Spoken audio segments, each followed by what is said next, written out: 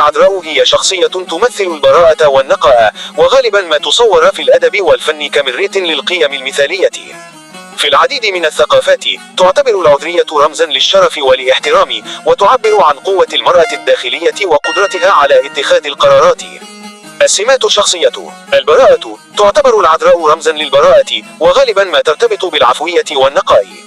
القوة الداخلية: رغم الضعف الظاهر، تمتلك العذراء قوة داخلية تمكنها من مواجهة التحديات.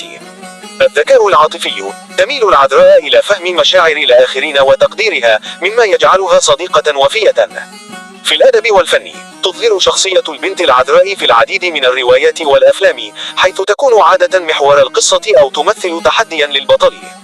قد تكون رمزا للخير أو تمثل صراعا مع قوى الشر. في الثقافات المختلفة، الثقافة الغربية تعتبر العذرية قيمة عالية، وغالبا ما تحتفى بها في الأفلام والكتب. الثقافة العربية تعزز العذرية كجزء من القيم الاجتماعية، وهي مرتبطة بالشرف العائلي. التأثير الاجتماعي: تؤثر القيم المرتبطة بالعذرية على نظرة المجتمع تجاه النساء، ويمكن أن تؤدي إلى ضغوط اجتماعية تتعلق بالسمعة والشرف. في النهاية، تمثل البنت العذراء مزيجا من القيم التقليدية والحديثة، حيث تظل رمزا مهما لعالم المرأة والتحديات التي تواجهها. في الأخير أعزائي المشاهدين، لا تنسونا من دعم القناة، اشتراك، إعجاب، مشاركه. تابعوني في لا ضغطة زر، مستاهل انكم تتابعوني.